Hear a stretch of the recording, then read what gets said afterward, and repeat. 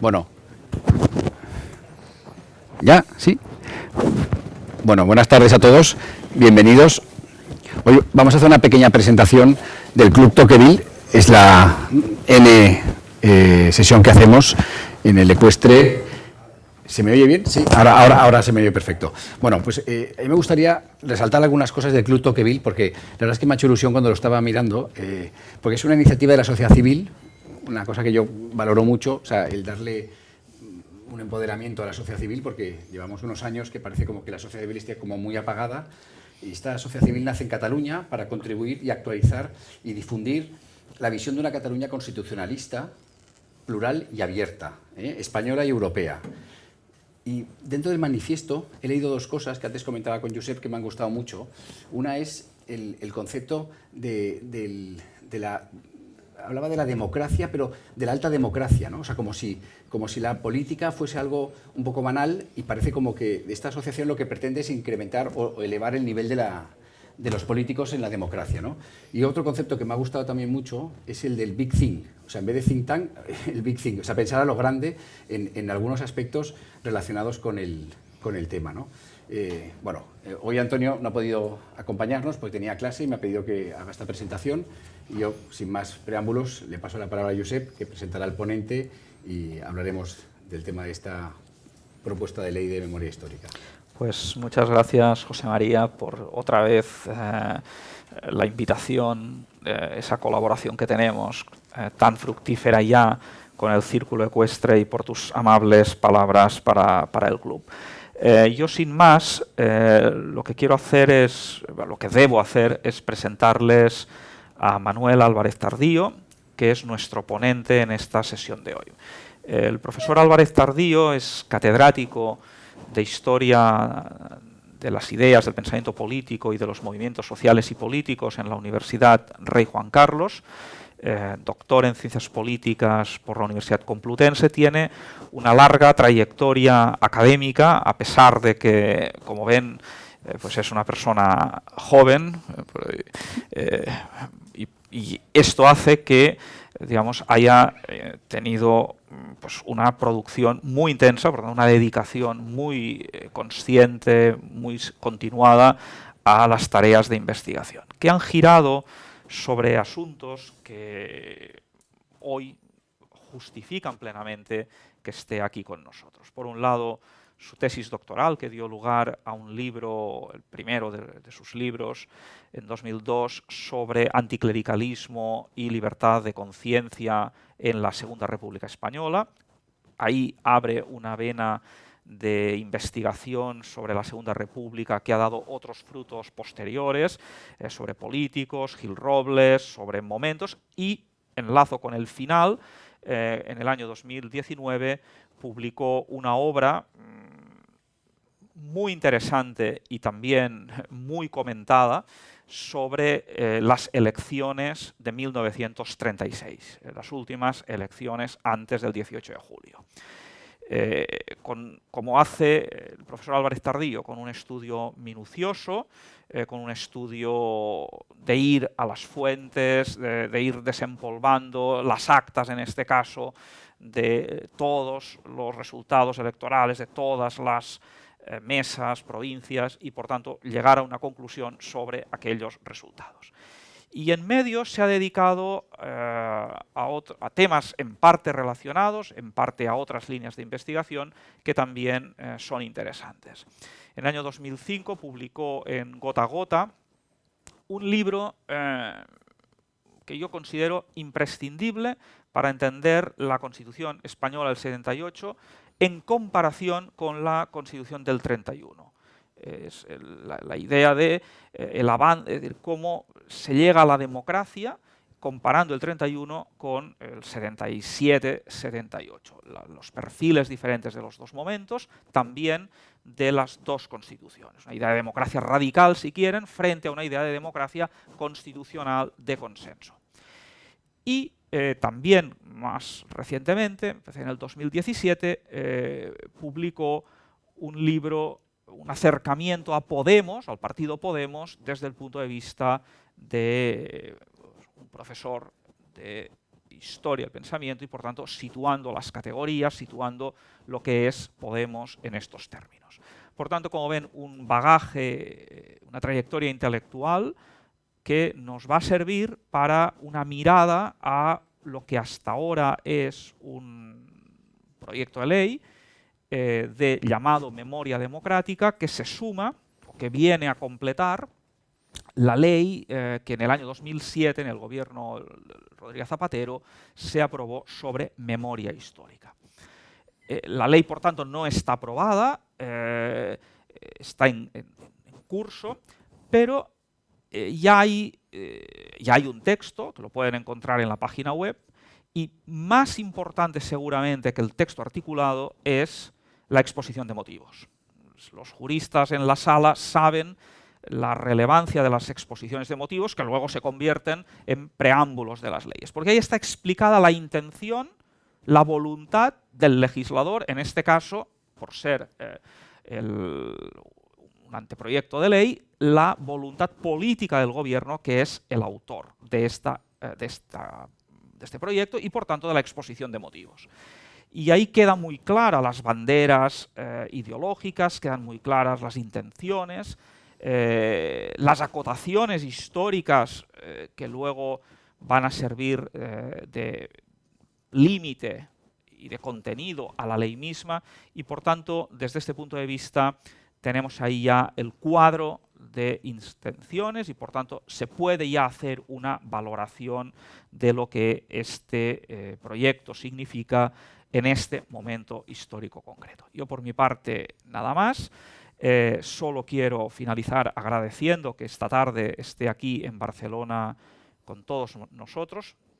Estuvo Manuel en los prolegómenos del Club Tocqueville, cuando aún el Club Tocqueville no se llamaba como tal, en la Facultad de Derecho, en un seminario con jóvenes de doctorado, de profesionales, exalumnos, algunos de ellos, y ahí ya nos presentó ese libro que les decía antes de la relación entre el 31 y el 78.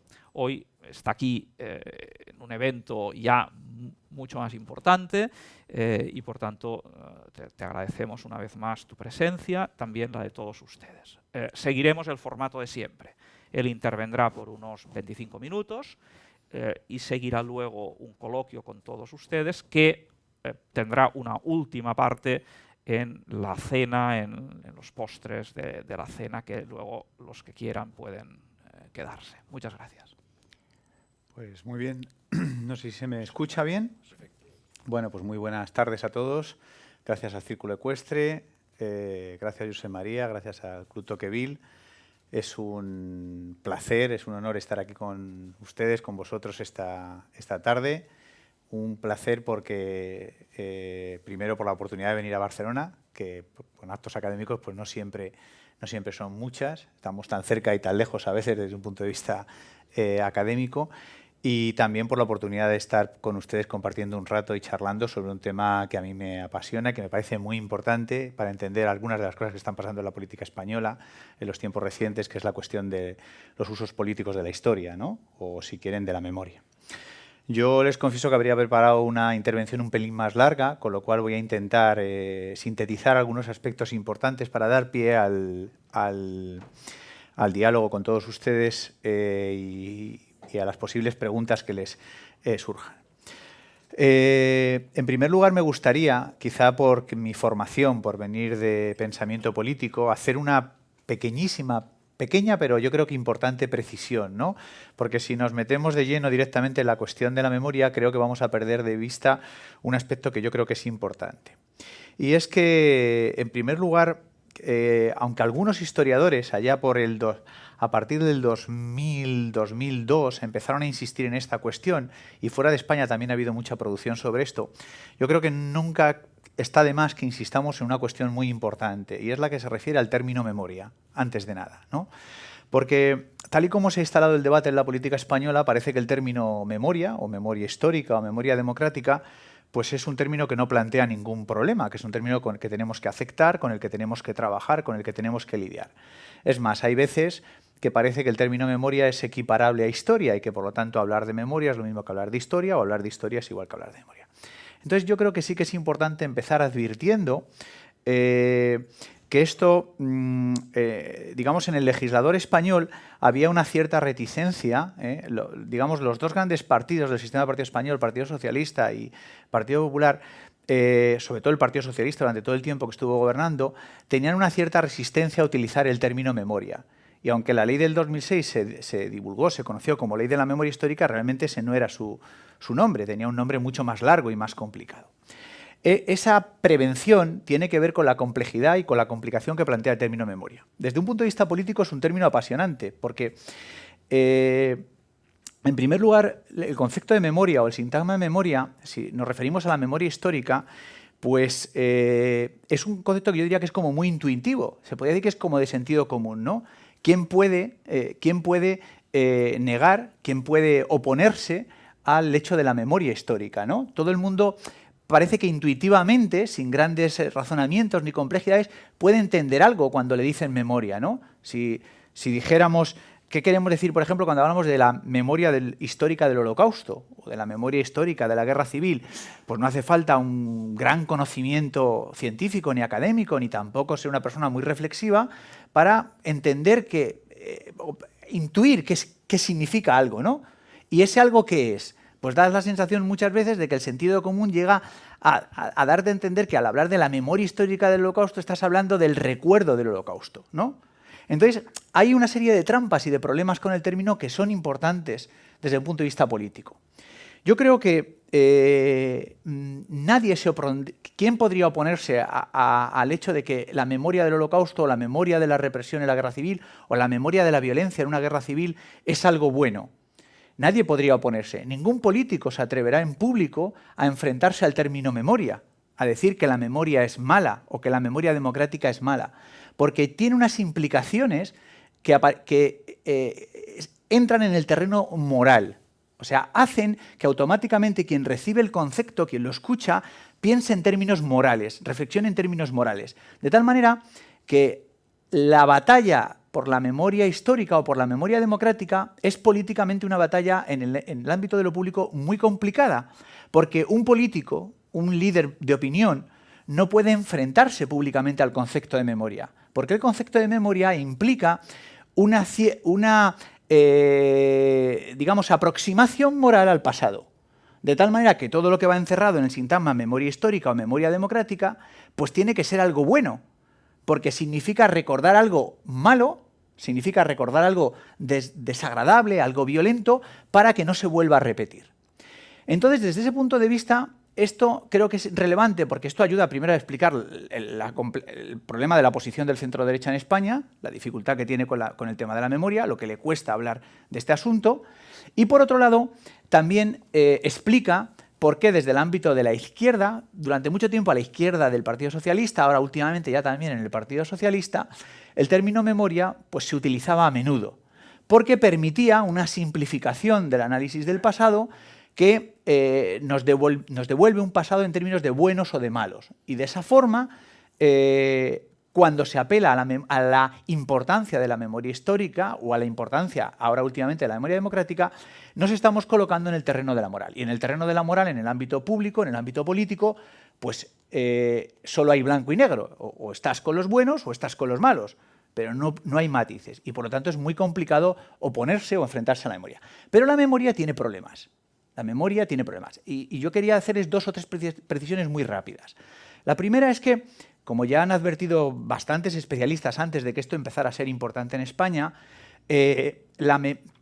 cuando hablamos de memoria histórica, estamos presuponiendo que existe un sujeto colectivo, que es el que tiene memoria. Y eso es una ficción, eso ya es un problema. Es decir, ¿quién tiene la memoria?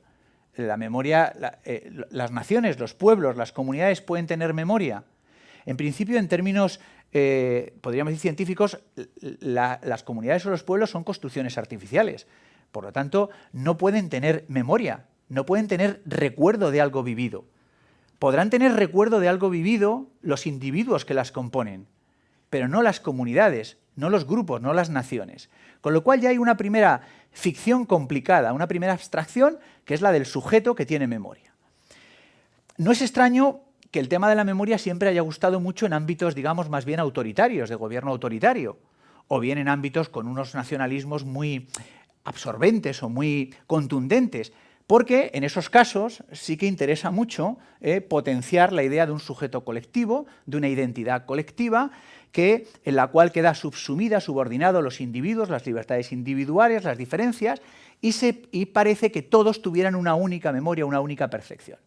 Lo cierto es que la memoria como tal solo la pueden tener los individuos. Por lo tanto, en términos políticos habría que insistir siempre en que la memoria es el recuerdo del testigo, como decía Todorov, ¿no? El recuerdo del que está allí. Pero incluso la memoria no puede ser la de un sujeto colectivo. Como explicaba Todorov, cuando hablamos de memoria no estamos hablando realmente de recuerdo. Estamos hablando de otra cosa, pero el término memoria es políticamente muy útil por la cuestión moral. Pero cuando hablamos de memoria estamos hablando de la construcción de un discurso público sobre el pasado. No es memoria. A mí siempre me llama mucho la atención que quienes en el ámbito político público en los últimos años han protestado, han mostrado su oposición al avance de las leyes de memoria histórica, no insistan más en esta cuestión. No recuerden más a menudo a los ciudadanos que lo que fundamentalmente en el ámbito de la izquierda se llama memoria, en realidad es un discurso sobre el pasado. Es una forma de ver el pasado. Incluso los individuos, ya saben que, no vamos a entrar en ese terreno, pero los individuos tenemos recuerdos, podemos tener recuerdos, podemos incluso haber sido testigos, pero los historiadores sabemos que la memoria no es igual a la historia, que esa es otra precisión que quería hacerles. Yo me encuentro muchas veces en el ámbito del estudio de la violencia a los años 30, que es a lo que me dedico últimamente, con multitud de recuerdos que no casan bien con los hechos que encuentras en los papeles. Es decir, que no necesariamente los recuerdos son lo que pasó. O sea que ni siquiera la memoria en el ámbito individual es historia, con lo cual ya en el ámbito colectivo más complicado. Entonces quería recordarles, insistirles en esto porque yo creo en los años de la transición a la democracia en España, en los años después de la muerte de Franco, del comienzo de la configuración de nuestro sistema político, yo creo que había algo en la cultura política, podríamos decir para simplificar, ¿no? En la cultura política de los grandes partidos de aquel momento, la Unión de Centro Democrático, el Partido Socialista, también el Partido Comunista, y con ciertos problemas también en la Coalición Popular, la Alianza Popular, había algo en esa cultura política que les permitía compartir una idea importante, y es que la historia era el pasado, el análisis del pasado, el discurso sobre el pasado, era potencialmente peligroso o potencialmente explosivo, porque el pasado español había sido un pasado traumático, había sido un pasado cargado de violencia, un pasado cargado de enfrentamientos, un pasado con muchas constituciones impuestas por una parte a la otra, y todos tenían en mente, digamos, había una cierta idea compartida, la podemos rastrear desde la prensa, pero también en los debates parlamentarios, no tenemos tiempo, pero tengo aquí algunas citas que si quieren más luego les cuento, pero había una cierta intención, había la intención manifiesta de cancelar el pasado, porque se consideraba que el pasado había sido una fuente de conflictos. Para cancelar el pasado no quiere decir olvidarlo. Yo creo que esta es una precisión hoy en día muy importante. Cancelar el pasado en los años 70 no quería decir dejar de estudiar el pasado, dejar de conocerlo, dejar de hablar de él. Si ustedes van a los debates constituyentes o a la prensa de los años 70, se estaba hablando del pasado continuamente y nunca dejó de investigarse o de publicarse sobre nuestro pasado. Cancelar el pasado quería decir algo muy importante y yo creo que fácil de explicar, que es no utilizar el pasado como un arma arrojadiza. Entonces, cancelar el pasado significaba, por eso también la aprobación de la amnistía, hay un editorial de Diario 16 muy bonito en el que dicen tenemos que cancelar el pasado si queremos aprobar la amnistía, porque cancelar el pasado significaba comprometerse a que yo no voy a utilizar mi forma de entender el pasado, o sea, mi memoria, mi discurso sobre el pasado, no lo voy a utilizar para discutir si tú tienes legitimidad o no para competir en democracia. Es decir, yo no voy a quitarte o a darte legitimidad para competir en democracia en función de con quién te asocio en el pasado. Si yo utilizo si yo, señor del Partido Comunista, utilizo el pasado para decidir que usted, señor de la Unión de Centro Democrático, es descendiente de una serie de señores que son los responsables de que tuviéramos una guerra civil, le resta a usted la legitimidad democrática. Pero yo lo que quiero es poder pactar con usted unas reglas de juego, poder pactar con usted una constitución. Lo que quiero es poder romper esa especie de maleficio de la historia constitucional española que hacía que las constituciones fueran un trágala, un texto impuesto a los demás. Si yo quiero fundar una democracia duradera, necesito cancelar el pasado como un arma arrojadiza. Y entonces ese es el gran éxito, en buena medida, del proceso constituyente, que tiene antecedentes que no tenemos ahora tiempo de contar, a izquierda y a derecha. Muchas veces se habla del manifiesto a favor de la reconciliación del Partido Comunista y parece que solo fue una cosa de la izquierda, pero hay muchos otros antecedentes en el mundo democristiano, en los reformistas procedentes del franquismo, en la monarquía. Todo el mundo estaba a favor de esa cancelación del pasado, que no olvido. Incluso yo me atrevería a decir que ni siquiera es echar al olvido, es simplemente quitar la historia del debate político. Claro, ahí había una función muy importante, que moralmente pues, es muy discutible, y que, podríamos decir en términos así un poco coloquiales, escoció y molestó mucho en ámbitos de izquierda. Que es que cuando cancelamos el pasado, lo que estamos es cancelando también el debate de responsabilidades. Estamos evitando discutir sobre quién tiene la responsabilidad por lo que nos ocurrió, especialmente la guerra, la represión, la violencia. Claro, ahí funcionó algo que conocerán, que es la idea de que un poco el Never Again británico, pero bajo la idea de todos fuimos culpables, ¿no? Todos teníamos una cuota, o sea, todos nuestros padres tuvieron una parte de responsabilidad. Claro, si todos somos culpables, nadie es responsable. Es fácil entenderlo, ¿no? Es decir, si eliminamos el debate sobre quién tuvo la culpa por la guerra, por la represión, por la violencia, quién mató más, quién mató menos, entonces nadie es responsable. Si nadie es responsable, yo no puedo esgrimir delante de mi contrincante, de mi adversario, que es responsable de esto, del otro, porque tiene tanta legitimidad democrática como yo. Claro, ¿eso significaba qué? Eso significaba que el movimiento antifranquista, la oposición antifranquista, quienes habían estado en el antifranquismo, ellos se consideraban como los verdaderos depositarios de la legitimidad democrática. Ellos son los que se habían enfrentado a la dictadura. En el antifranquismo, como saben, no estaba solo la izquierda, también estaba el mundo democristiano, estaba una parte del centro-derecha, pero sobre todo era un mundo de izquierdas. Entonces, y también en parte de nacionalismos.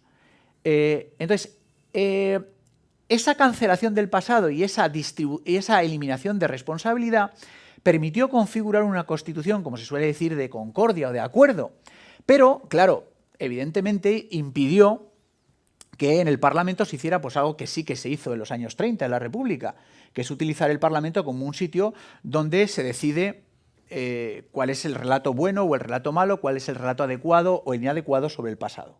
Entonces, claro, para la oposición antifranquista, para el antifranquismo, esto se ve bien en los debates que se produjeron en el Partido Socialista, una parte de la militancia del Partido Socialista, pues se molestó, se ve en las tribunas, en los debates de los congresos.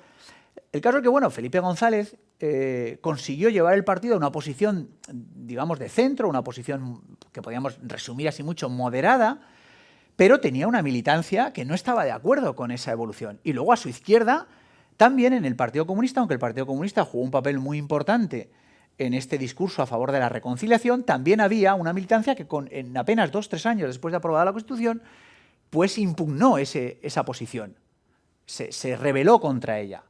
Digamos que hizo un juicio crítico a Santiago Carrillo por esta evolución.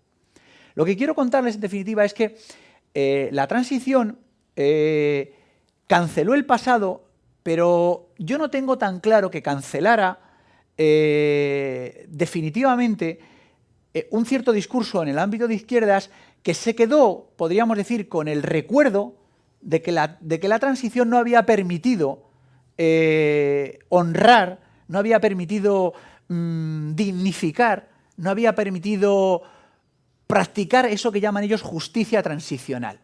O sea, no había sido posible hacer justicia con quienes habían estado del lado bueno de la historia. Entonces ahí quedó una especie de run-run, de malestar, muy minoritario, muy minoritario. Claro, el PSOE, como saben, arrolló en el año 82, ese era un PSOE renovado por Felipe González, que había acabado con el sector crítico, y las voces críticas, pues de un Pablo Bustelo, de un Gómez Llorente, de otros sectores del PSOE, como las voces críticas del PC, pues quedaron ahí un poco arrinconadas. Y luego, por otra parte, pues en Alianza Popular, pues los resultados electorales fueron tan malos, aquello fue una travesía tan lamentable entre el año 77, 78 y el año 82, 83, que al final también la propia Alianza Popular se fue saliendo de posiciones y de discursos muy reivindicativos del pasado, incluso de reivindicar el legado franquista como hacían al principio. El caso es que la historia en los años 80, con las mayorías del PSOE, pues se fue diluyendo, no era relevante. El debate era la modernización de España, la alternancia, la superación del golpe de Estado. La historia, en el fondo, para Felipe González no planteaba nada más que problemas.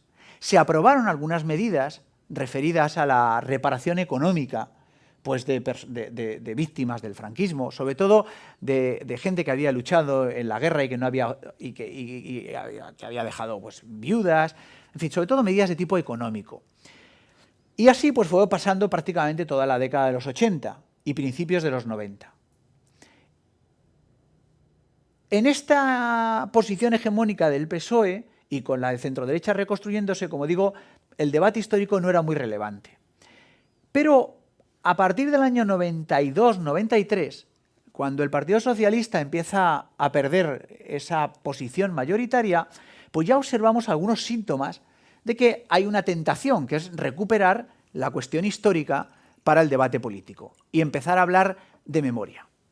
Muchas veces escucharán ustedes que a veces se dice que esto de la recuperación de la memoria fue cosa de Rodríguez Zapatero, del presidente José Luis Rodríguez Zapatero, a partir del 2008. No, perdón, del 2004. En esto hay una bastante parte de verdad, pero no toda la verdad. Ahora no tengo mucho tiempo, pero les diré que cuando Felipe González sale del gobierno, después del año 96, hay por ahí unas conversaciones con Juan Luis Cebrián, y además luego están las memorias de Alfonso Guerra, que se publican un poquito más tarde, y en las dos, tanto en las conversaciones de Felipe González con Cebrián como en las memorias de Alfonso Guerra, se aprecia explícitamente un cierto malestar, ellos hacen público un cierto malestar, porque no han podido afrontar la cuestión de la memoria.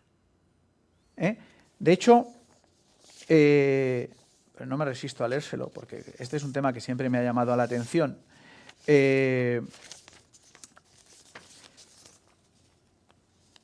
González, en las conversaciones con Cebrián, dice que durante la transición ellos no habían tenido ni la fuerza ni la oportunidad para abrir un debate sobre la reparación a las víctimas de la represión. Y en un momento dado, en esas conversaciones, dice, me siento, dice, comillas, responsable de parte de la pérdida de nuestra memoria histórica. Responsable de la pérdida de nuestra memoria histórica. Responsable de parte de la pérdida de nuestra memoria histórica. Esto es una novedad en el expresidente González, pero esto lo dice, esto se publica a principios del 2000-2001, y esto es un indicador de que ellos saben que hay un malestar en el ámbito de izquierdas porque no se han tomado determinadas medidas. Y Alfonso Guerra, en sus memorias, que se publican un poquito después, habla abiertamente, y esto entre comillas, de silencio. Silencio para referirse a una especie de olvido del pasado. Y se queja de que la derecha está reescribiendo una historia manipulada. Dice, hicimos, dice Alfonso Guerra, lo que podía hacerse. Dice, pero claro, dice, como hicimos lo que podía hacerse, no hicimos todo lo que tendríamos que haber hecho. Y entonces, dice Alfonso Guerra, de esta manera hemos permitido la continuidad de ciertas instituciones irresponsables. Es decir, lo que venía diciendo una parte de la extrema izquierda es, el franquismo sigue aquí. Entonces Guerra dice, bueno, y no pudimos hacer más. Y al hacer eso hubo una cierta continuidad.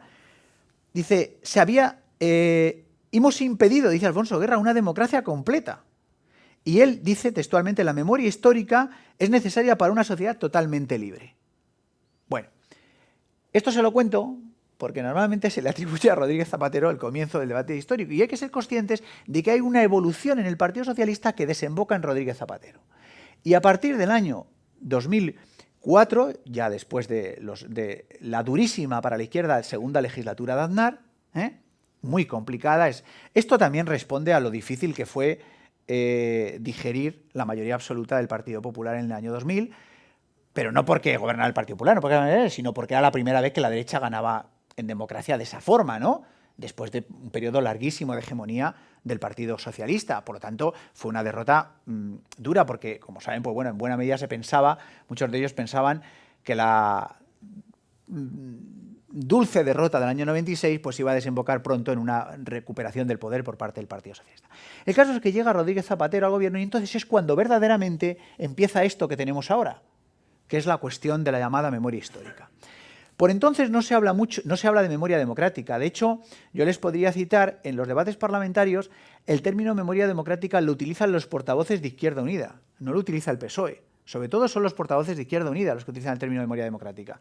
El PSOE se mueve en el ámbito, en esos años todavía hay una intervención estupenda de la entonces vicepresidenta, de María Teresa Fernández de la Vega, defendiendo el proyecto famoso de ley de memoria, y en esa intervención se nota el problema que tiene el PSOE, ¿no? Que es que quiere sacar adelante esta ley, entonces recordemos que Zapatero está en minoría, necesita los votos de otros sectores, quiere sacar adelante esa ley y la presidenta intenta estar en una posición en la cual mantenga como, digamos, mantenga el legado de su propio partido, es decir, mantengo como algo bueno la posición del PSOE en los años 70 a favor de la concordia, a favor del acuerdo, a favor de esa cancelación del pasado, pero por otro lado quiero mostrarles que empezamos una etapa nueva.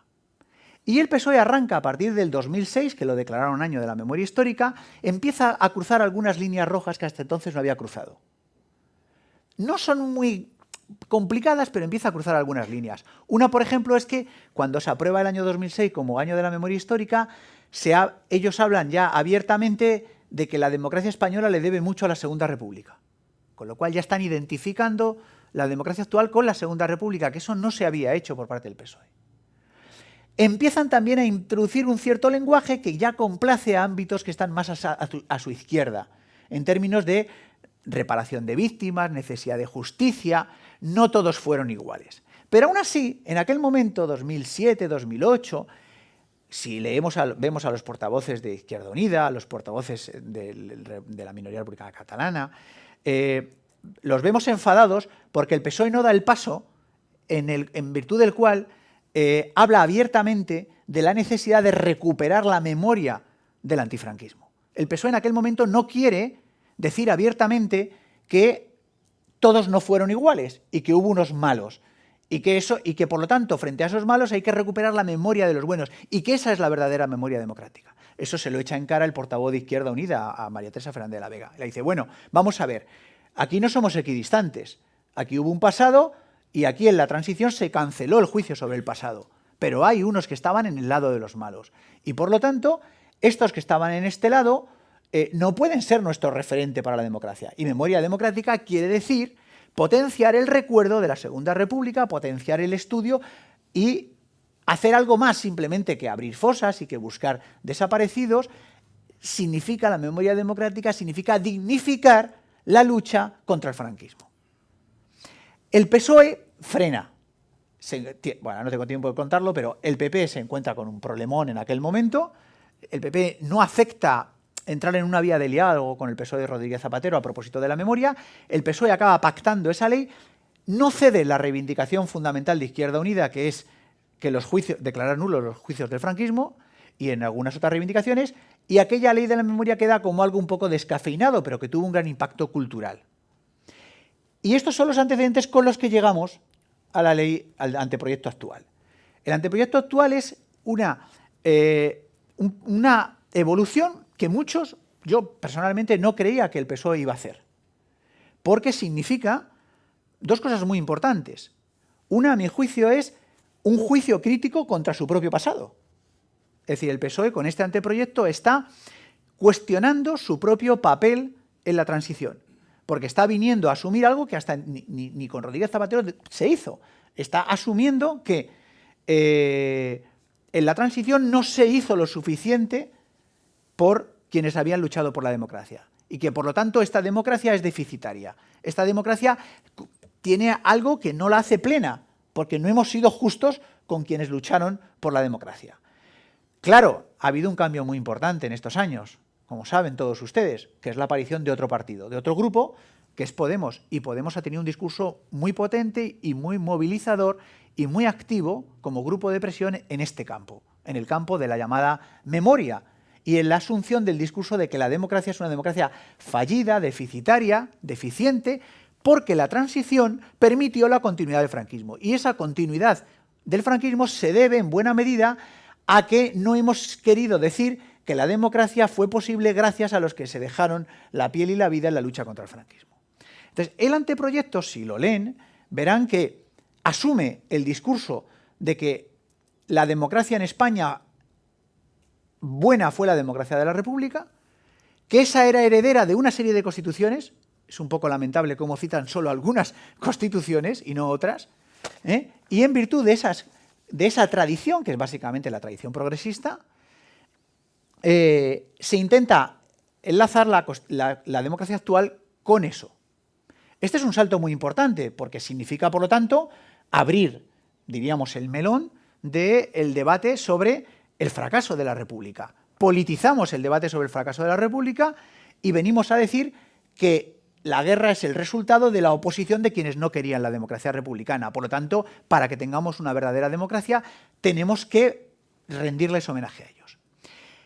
Y se dan algunos pasos también peligrosos. Se dan pasos peligrosos porque, claro, en ese discurso, en esa, como decía al principio, ¿no?, en esa construcción de un discurso histórico que ellos quieren que sea democrático en el sentido de que sea indiscutido. O sea, si hay una memoria democrática, esa memoria no podemos discutirla.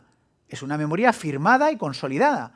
Entonces, esa memoria democrática, al vincularla a los años 30 y a la Segunda República, cancela la posibilidad de estudiar el golpe de Estado, la guerra civil e incluso el franquismo. Le plantea serias dificultades a los historiadores, como se ve en el proyecto, porque, claro, plantea la idea de lo que eso no es apología. Es decir, si tú dices que la Segunda República fracasó por una serie de circunstancias propias, no porque alguien diera un golpe de Estado, ellos podrían interpretar que estás haciendo apología del golpe de Estado.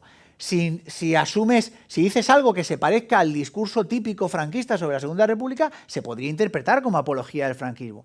Entonces, el anteproyecto introduce una serie de factores políticos, más que jurídicos a mi juicio, pero muy peligrosos desde el punto de vista jurídico, porque abren un campo de posibilidades a la persecución de la libertad intelectual, la libertad de producción histórica.